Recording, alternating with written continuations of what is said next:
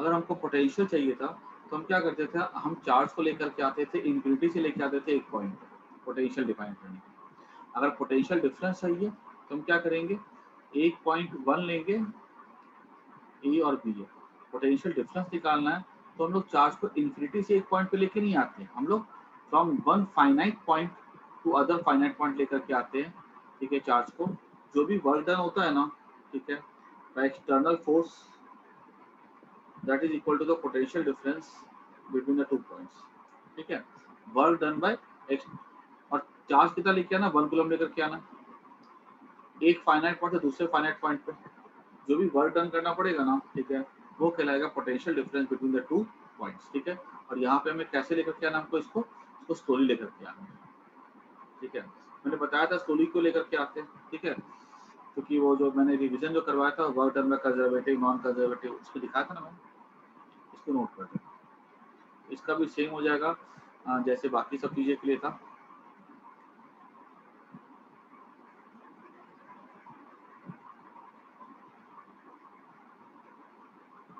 It is a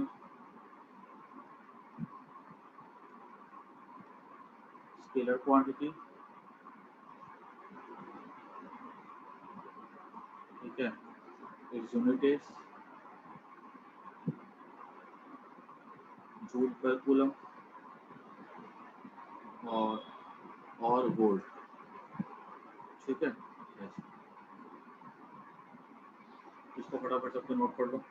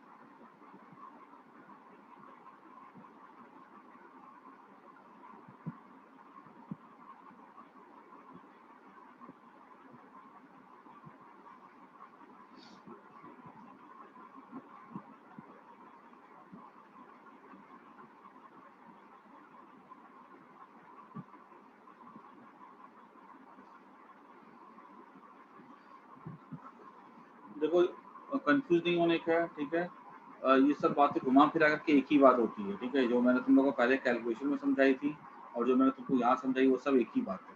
ठीक है, हम लोग पोटेंशियल डिफरेंस पोटेंशियल को दो तरीके से निकाल सकते हैं, एक कंजर्वेटिव फोर्स से और दूसरा एक्सटर्नल फोर्स से।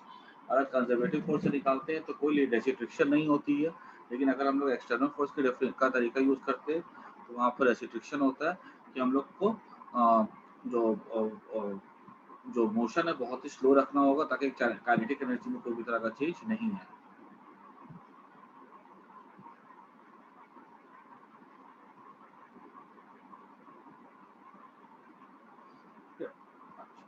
अब देखो, एक तुम लोग को ना पोटेंशियल एनर्जी से पोटेंशियल डिफरेंस से तुम लोग को घबराना नहीं है। ठीक है,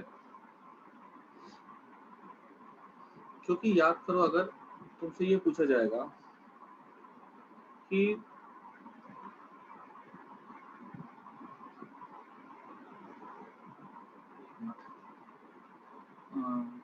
तो चलो हम लोग इसके न्यूमेरिकल करने से पहले ना हम लोग एक दो टॉपिक पहले निपटा लेते हैं, फिर न्यूमेरिकल्स कर, फिर तुम लोग को बताऊंगा इसके न्यूमेरिकल जहाँ से कि किस तरह से हम लोग को ये चैप्टर हमारे काम को आसान करता है। ठीक है, तो पहले हम लोग एक पढ़ लेते हैं। पहले इलेक्ट्रिक पोटेंशियल सीख लिया हम लोगों ने। हमने क्या सीखा, electric potential due to point charge सीखा हमने। ठीक है, के कैपिटल क्यू बाय आर सीखा। अब जब हम देखते हैं ड्यू टू पॉइंट चार्ज हमने सीख लिया, हम सीखेंगे अब डाइपोल की वजह से।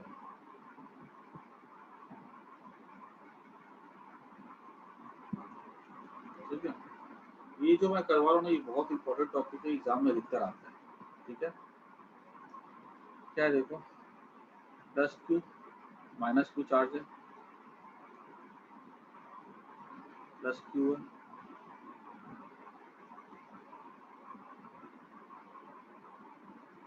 Minus Q. अब यहाँ पे डायपोल एट एक्सियल पॉइंट,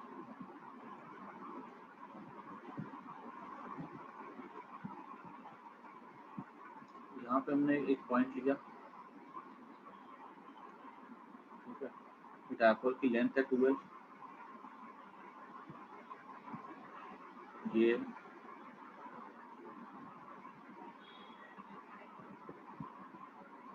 यहाँ पे बोला गया है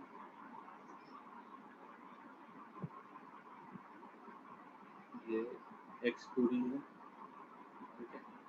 यहाँ पूछा गया कि बताओ इस पॉइंट पी पर पोटेंशियल क्या होगा, ठीक है, ड्यू टू डायपोल। एग्जाम में याद रखना इलेक्ट्रिक फील्ड ड्यू डायपोल और पोटेंशियल ड्यू डायपोल बहुत बार पूछा गया। तो यहाँ पे लिख सकते हैं potential due two plus Q equals लिख सकते हैं v प्लस इक्वल्स टू के q by x minus L, ठीक है, क्योंकि ये दूरी यहाँ से लेके यहाँ तक की तो प्लस क्यू से दूरी कितनी हो जाएगी, एक्स माइनस एल हो जाएगी। Potential due to minus q k q by x plus L minus, ठीक है, तो ये प्लस है यहाँ पे तो उसका के, therefore net potential equals to हो जाएगा v plus plus v minus, ठीक है, ये हो जाएगा k q by x minus L minus k q by x plus L, clear. ये के क्यू कॉमन हो जाएगा 1 by x minus L minus 1 by x plus L. तो वो याद रखना है इलेक्ट्रिक फील्ड के कंपैरिजन में पोटेंशियल निकालना ज़्यादा आसान होता है, क्योंकि इलेक्ट्रिक फील्ड में क्या होता है, डायरेक्शन होता है ना, ऊपर नीचे कॉस वॉस यूज करो, इस पर कुछ नहीं होता, इस पर खाली क्या साइन ऐड कर दो बस, ठीक है। तो अभी क्या हो जाएगा के क्यू यहाँ पे हो जाएगा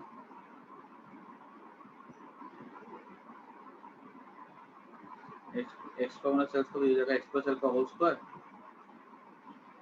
माइनस ये जगह एक्स प्लस एल हो जाएगा, यहाँ माइनस एक्स प्लस एल हो जाएगा, इसको नोट कर लो, ये ऊपर का मैं इरेज कर रहा हूँ, ठीक है।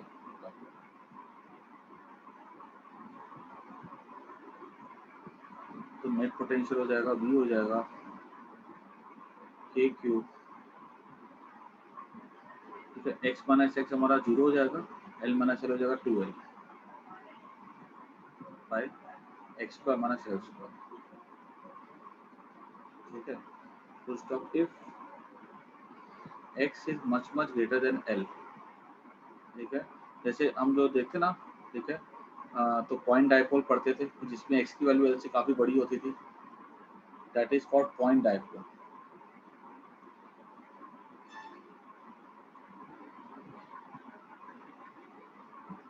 v क्या हो जाएगा, ये q इंटू 12 तो p हो जाएगा, इस सब जगह मैंने कैपिटल क्यू लिख दिया है, स्मॉल क्यू यहाँ पर जाएगा।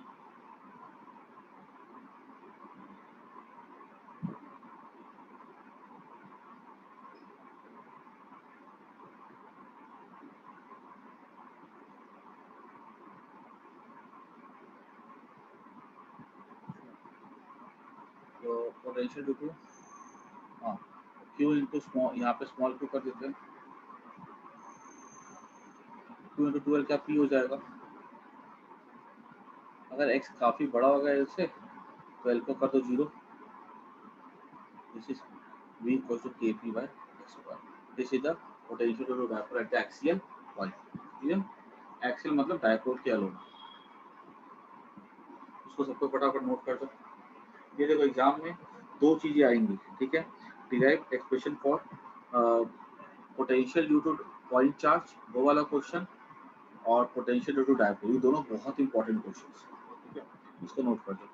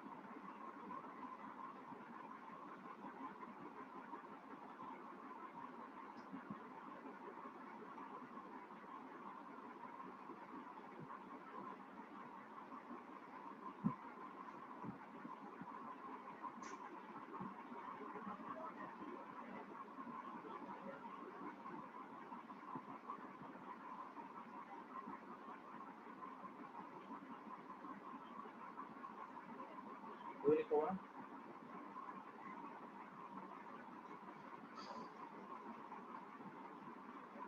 आगे बढ़ते हैं। पोटेंशियल ड्यू टू डायपोल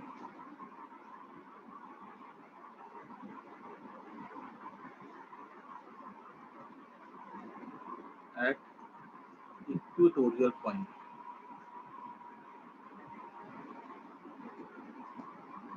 यहाँ पे क्या बोला जाएगा? यहाँ पर ना ऐसे करके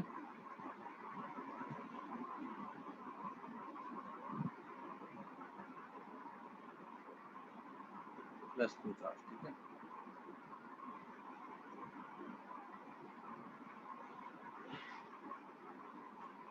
और यहाँ पर हमने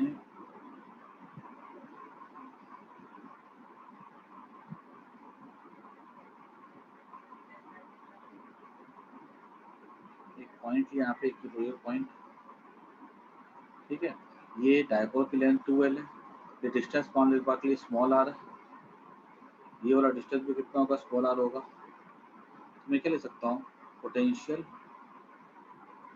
ये पॉइंट P है, यहाँ पे निकालना है potential at P due to positive charge equals to हो जाएगा V plus equals to K Q by R plus sign potential at P due to negative charge equals to V minus K Q by R। Therefore, net potential equals to हो जाएगा V plus V minus equals to, add कर देंगे तो क्या होगा? देखो यहाँ पर पोटेंशियल, मैंने क्या बोला, पोटेंशियल निकालने के लिए तुम्हें कोई थीटा पीटा देखने की जरूरत नहीं है, सिंपल सी बात है, दोनों को ऐड अप कर दो, ठीक है। जब हमने दोनों को ऐड अप कर दिया तो ये जब दोनों सम हो जाएंगे तो ये क्या जीरो हो जाएगा ना, मतलब at equatorial point there is no potential. इसको नोट कर दो, ये 1 मार्क पे कितनी बार क्वेश्चन आता भी है ये।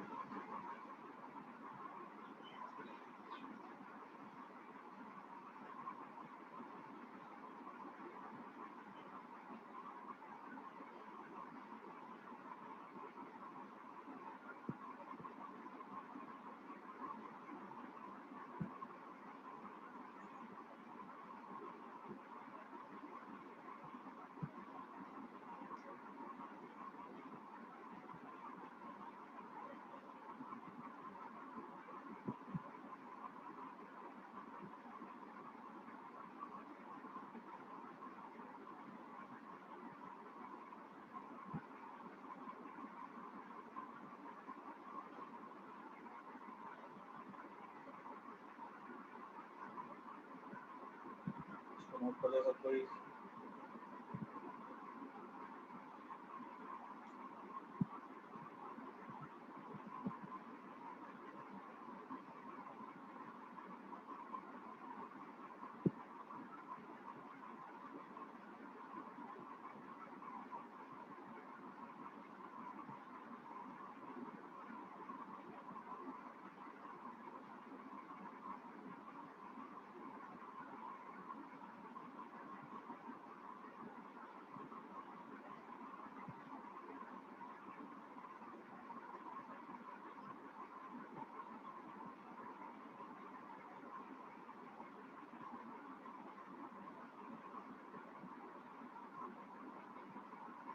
उसके बाद एक आ गया, अब आता है potential due to dipole at any point. जैसे इलेक्ट्रिक फील्ड था ना 3 पॉइंट के लिए एट ड्यू टू डायपोल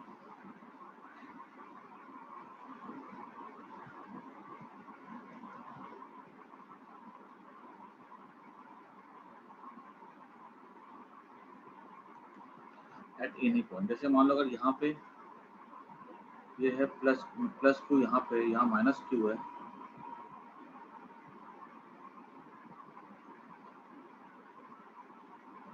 ठीक है। ये 12 है,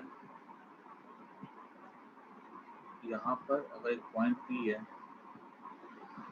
यहाँ पे डायपोल अपने को निकालना है पोटेंशियल, ये एंगल थीटा है, तो मैं क्या बोल सकता हूँ यहाँ पर कि इस डायपोल, देखो dipole is a vector quantity, है ना, तो मैं क्या करता हूँ, इस डायपोल के ना दो टुकड़े कर देता हूँ। तो ये डायपोल के अगर मैं दो टुकड़े करूँ, ये P हो जाएगा, एक हो जाएगा P cos थीटा और एक हो जाएगा P sin थीटा। ये एंगल जो होगा ना हमारा 90 डिग्री हो जाएगा। ठीक है, तो अपने को एट एनी पॉइंट निकालना है ना, तो हम क्या करते हैं, फॉर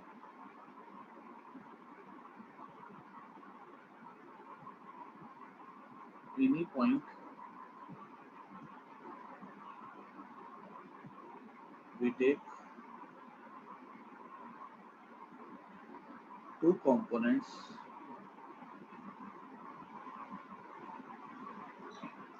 of dipole moment।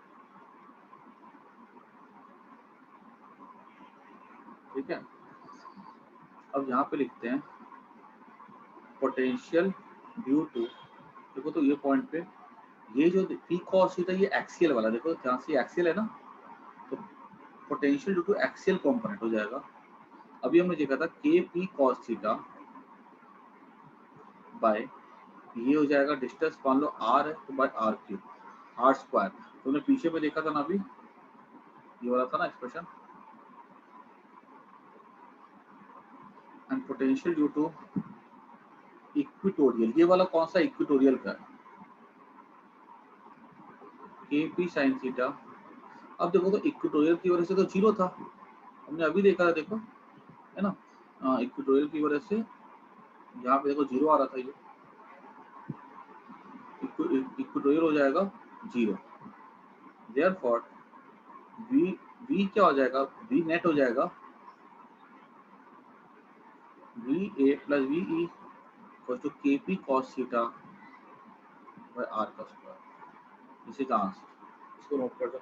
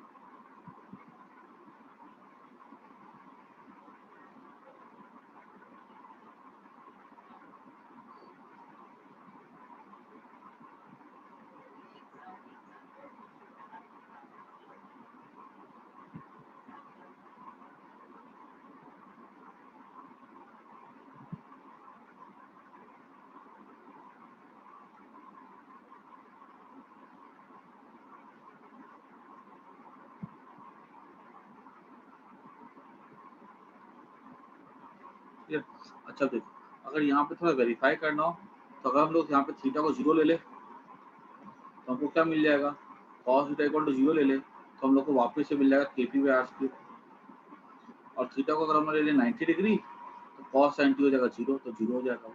90 में इक्विटोरियल था और इसमें एक्सियल है, तो सेम रिजल्ट मैच भी कर रहा है ना। ठीक है, जस्ट वेरीफाई करने के लिए, तो ये इसको अच्छे से प्रैक्टिस कर जाना, ये एग्जाम में दो में से एक क्वेश्चन गारंटी रहता ही रहता है, potential due to point charge, नहीं तो पोटेंशियल ड्यू टू डाइपोल।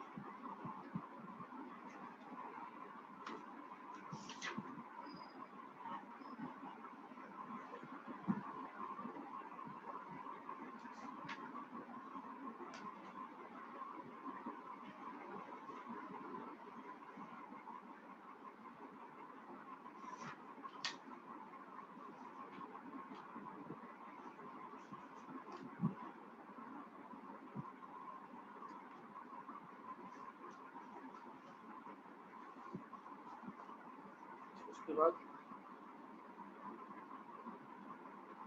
अगर हमसे ऐसा पूछ ले कि देखो सबको ये पता है कि जो potential due to point charge की वजह से क्या था, उसके लिए वो इन्वर्सली प्रोपोर्शनल टू आर था। ड्यू टू डायपोल क्या होता है, वो inversely proportional to R square होता है। दिख रहा है यहाँ पे क्लियरली? क्लियर? अच्छा, अब एक छोटा सा हम लोग देख लेते हैं। ये ना पता है, ये भी मैंने ग्राफ 2-3 बार आते हुए देख लिया मैंने एग्जाम में, कि ड्रॉ की कंपैरिजन था, ये कंपैरिजन बिटवीन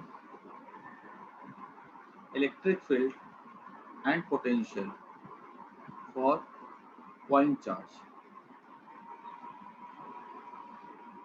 ठीक है, तो हमको ये समझ में आता है कि जो इलेक्ट्रिक फील्ड होता है ना, वो inversely proportional to R square होता है।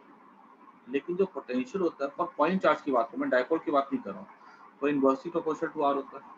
इसका ग्राफ बहुत कॉमनली पूछा गया है कि दोनों का ग्राफ ड्रॉ करके दिखाओ, और दोनों का ग्राफ तुमको एक साथ ड्रॉ करके बताने के लिए बोला गया।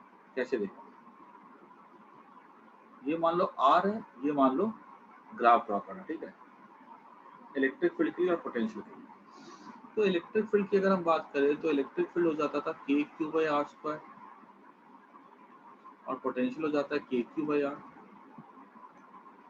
सोचो, हमें ग्राफ ड्रॉ करना है ताकि हमको एक आइडिया मिल सके, तो हम क्या करते हैं, यहाँ पे ना कुछ ऐसा करते हैं कि एक ऐसा चार्ज लेते हैं जिसका वैल्यू मल्टीप्लाई होकर क्यू के साथ 1 हो जाए, तो क्या हमारा ग्राफ ड्रॉ करना हमारे लिए आसान हो जाएगा बस। ठीक है, we take charge Q equals to 1 by K, मतलब जहाँ के क्या होता है 9 इंटू 10⁹ होता है, हम लोग ऐसा चार्ज लेंगे जिसकी वैल्यू के इंटू क्यू के 1 हो जाए। तो हम बोल सकते हैं कि E क्या हो जाएगा यहाँ पे 1 बाई आर स्क्वायर हो जाएगा, और V क्या हो जाएगा 1 बाई आर स्क्वायर हो जाएगा, 1 बाई आर हो जाएगा। तो हमारे ग्राफ ड्रॉ करना थोड़ा आसान हो जाएगा। अब देखो हमने यहाँ पे क्या किया, यहाँ पे आर की वैल्यू सेट करना स्टार्ट कर दी, 1 2 3 4, ठीक है, इस तरह से।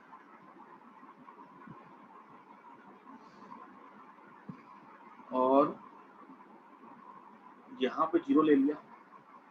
अब यहाँ पर हम ध्यान से देखें तो जब हमने R को लिया, 1, ठीक है, R को हम क्या ले लेते हैं, यहाँ पे हम सेट करें, ये R को ले लिया हमने, ठीक है, यहाँ पे हम कुछ नंबर्स पुट कर देते हैं। ये नंबर्स कैसे चल रहे देखो, ये नंबर्स का मैं कुछ ऐसे सेलेक्ट करता हूँ,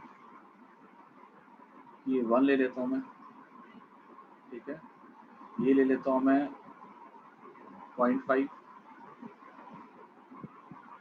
ये ले लेता हूँ मैं 0.25,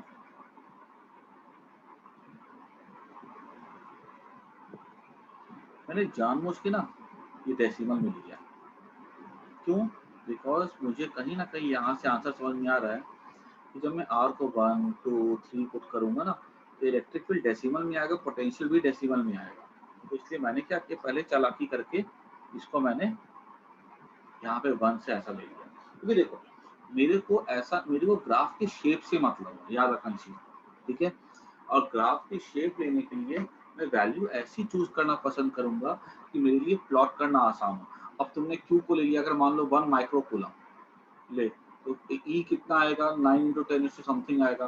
कहाँ से प्लॉट करने बैठोगे, कहाँ से नंबर्स को ड्रॉ करोगे यहाँ पे? तो हमें ग्राफ के शेप से मतलब है।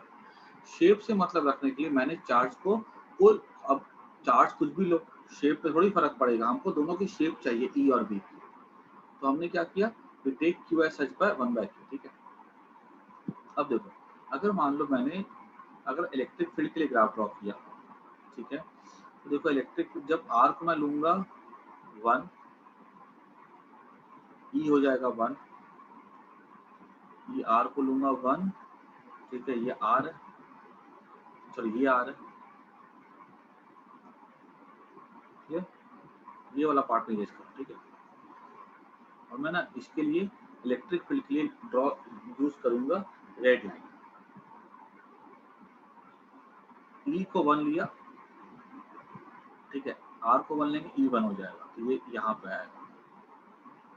आर को लेंगे 2, तो ई हो जाएगा आर को लेते हैं 2, ई हो जाएगा 0.25, आर को लेते हैं 3, ठीक है, तो ई हो जाएगा हमारा 1/9, 1/9 कितना होता है, ये हो जाएगा 0.9 1 9, अच्छा कितना 9 1 1, आर को लेते हैं 4, तो ये ई हो जाएगा 1/16, ठीक है, 1/16 करोगे ना अगर, तो उसके बाद करके देख लो कैलसी से कितना आता है, 1/16 को 0.062, ठीक है। अब यहाँ पर भी v के लिए सेम रखो, r को रखो 1, v हो जाएगा 1, r को रखो 2, v हो जाएगा 0.5, r को रखो 3, v हो जाएगा 0.33, है ना, r को रखो 4, v हो जाएगा 0.25, r को रखो 4, v हो जाएगा 0.25, ये अच्छा। एक चीज अब और देखो, 1 पे v और e सेम है, एक काम करो ना, यहाँ पे ना r को रख दो 0.5, यहाँ पे भी r को रख दो 0.5, क्योंकि देखो शुरुआत में दोनों सेम होंगे, तो थोड़ा सा ये भी देखना होगा 1 के पहले कौन आगे पीछे है। तो अगर हमने r को रखा 1.05, तो ये हो जाएगा v हो जाएगा 1/0.5 2 हो जाएगा, ठीक है। और अगर हमने r को 0.5 रखा तो 1/0.5 ये कितना हो जाएगा, देखो तो ये हो जाएगा 2 से कटेगा, ये 4 से कटेगा, है ना, v हो जाएगा 4 और यहाँ पे v हो जाएगा 2। तो अब समझो ये हमारे पास डेटा हो गया, ठीक है। ये डेटा तो लिखने में कोई दिक्कत नहीं होगी। जब r को 0.5 लेंगे तो e हमारा कितना हो जाएगा 4, e काफी ऊपर जाएगा, है ना। मैंने यहाँ पे ग्राफ की स्टार्टिंग की है इस तरह से,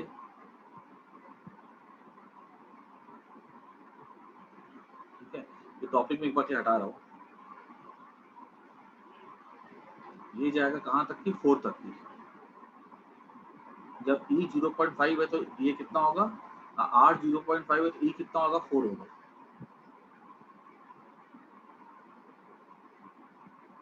पहले खाली e का ड्रॉ करते हैं, r 1 है तो e 1 है, r 2 है तो e 0.5 है, r 3 है तो e 0.11 है, ये 11 मतलब यहाँ पे होगा। सर हाँ बोलो। R2 पे E 0.25 है, 2 पे 0.25 है।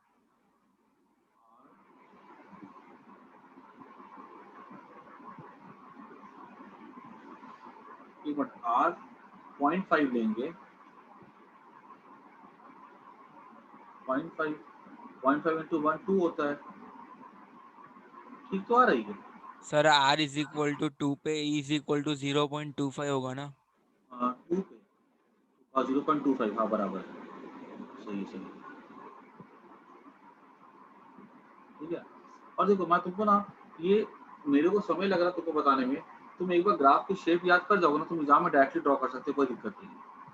तो ये हमारा कुछ ऐसा हो जाएगा 0.25, r3 जगह 0.11, ठीक है, r4 हो जाएगा 0.062, कहाँ भी यहाँ पे, ठीक है। और ये ग्राफ जो है ना कुछ ऐसा जाएगा,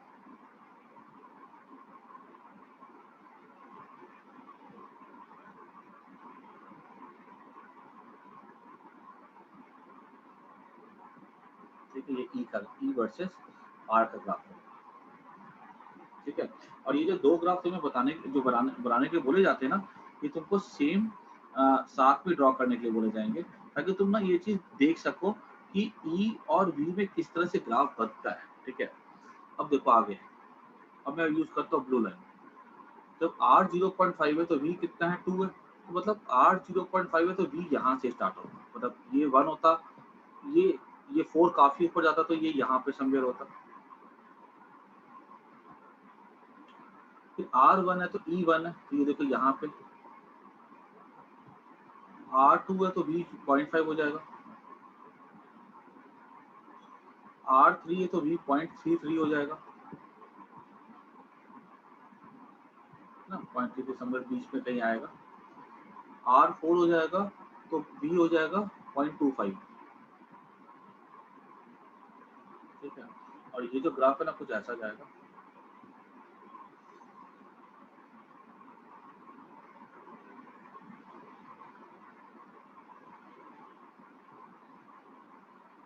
देखो मेरे को तुमको समझाने का मतलब क्या है, देखो इसमें, ठीक है, ये देखो ये ग्राफ स्मूथ हैंड से ज्वाइन करेगा हम लोग,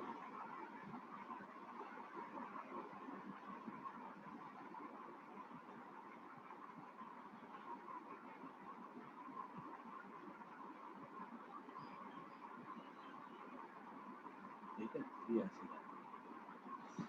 ध्यान दो इस चीज में कि देखो E जो है ना, ये V का ग्राफ है, ये E का ग्राफ है। E जो है जल्दी जल्दी जीरो की तरफ बढ़ रहा है, देखो E जीरो पे जल्दी तुरंत आ रहा है, क्यों? क्योंकि E की वैल्यू बहुत तेजी से कम हो रही है, ये 1/r² के प्रोपोर्शनल है। लेकिन V जो है ना, V इतना जल्दी जीरो नहीं होता, V देखो V ऊपर है, ठीक है। R बढ़ेगा ना, V उतना तेजी से कम नहीं होता जितना तेजी से E कम होता है, इसलिए ग्राफ नीचे है, ठीक है। अगर मैं तुम्हें एग्जाम में ये ग्राफ अगर ड्रॉ करने के लिए अगर आ जाता है 1 मार्क का, तो तुम्हें ना ये सब मैंने तुमको सिर्फ समझाने के लिए लिखा था, तुम्हें मेन चीज क्या ध्यान में रखनी है कि ग्राफ कभी भी अगर ऐसे आ जाए तो E को ऊपर लेना है, ठीक है, और V को नीचे लेना है, ठीक है। ये E को ऊपर लेना है और V को नीचे लेना है। E को जो है ना ऐसे दिखाना है, और V को जो है ऐसे दिखाना है। दिस इज E, E ऊपर से स्टार्ट होता है फॉर द सेम पॉइंट, ठीक है, और V कहाँ से स्टार्ट होता है, नीचे से होता है। E फटाफट जीरो की तरफ भागता है, देखो ये E वाला ग्राफ है रेड वाला, E कहाँ से स्टार्ट होता है, ऊपर से स्टार्ट होता है, ठीक है, और V कहाँ से स्टार्ट होता है, नीचे से स्टार्ट होता है। E फटाफट जीरो की तरफ भागता है, V जो होता है फटाफट जीरो की तरफ भागता नहीं है। V को जो है ना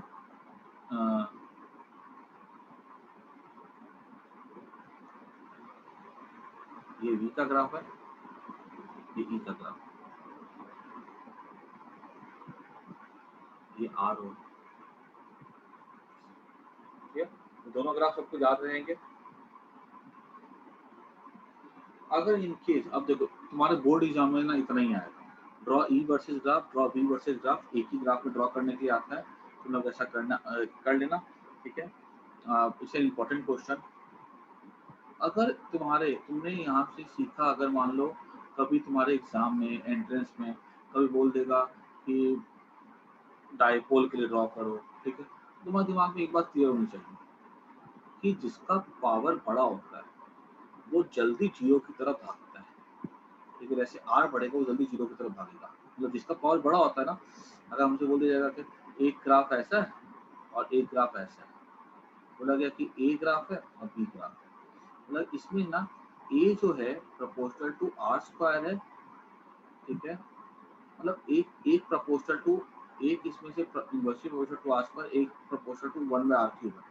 तो बताओ ये ए के लिए है कि ये ए के लिए है, ठीक है, या ये बी के लिए है या ये बी, कौन सा बी के लिए है? तो हम देख रहे हैं कि बी जो है जल्दी भाग रहा है जीरो की तरफ, मतलब बी क्या होगा, बड़ा पावर वाला नीचे, वो R³ वाला हो जाएगा ऐसे, ठीक है। इसको सबको नोट कर दो, नंबर्स नोट कर लो, ठीक है, ये सारा डेटा भी नोट कर लो, ठीक है।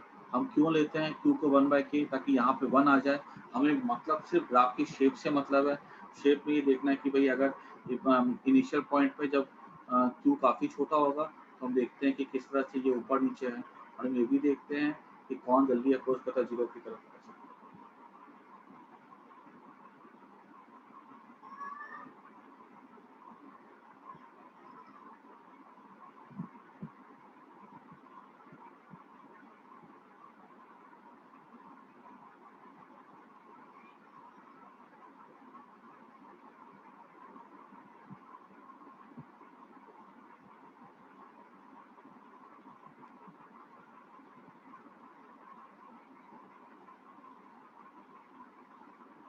सबको समझ में आ गया ग्राफ? कोई दिक्कत नहीं किसी को?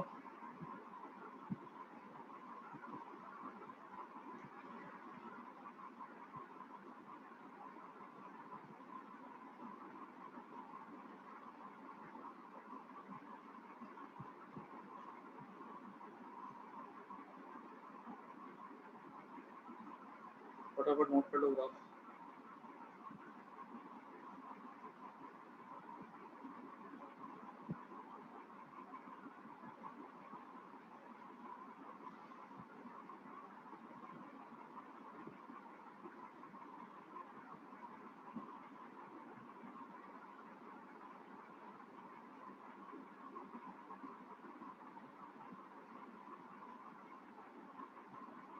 आगे बढ़ते हैं हम लोग।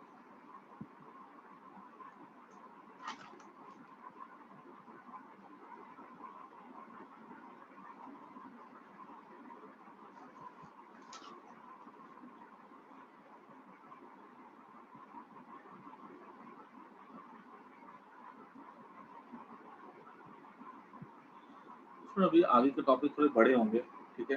मैं नेक्स्ट क्लास में ले लूँगा उसको। हम लोग ना बैठ के थोड़ा एग्जाम के मेरे को पेपर ही भेजना है एक्चुअली। मैं पेपर ही भेज देता हूँ ताकि तुम लोग तैयारी कर सको, और कल की जो टेस्ट होगी बहुत से उनकी उसकी तुम लोग अच्छे से तैयारी करना, ठीक है। सर उसका आंसर भेज देना ना। हाँ मैं वही भेज रहा हूँ, ठीक है। मैं एक्चुअली क्या बुक दी थी मैंने टाइपिंग होने के लिए, तो बुक आ गई है, मैं भेज देता हूँ, ठीक है। और तुम लोग बैठ के कल के टेस्ट की तैयारी कर लो, ठीक है। चलो बाय, टेक केयर।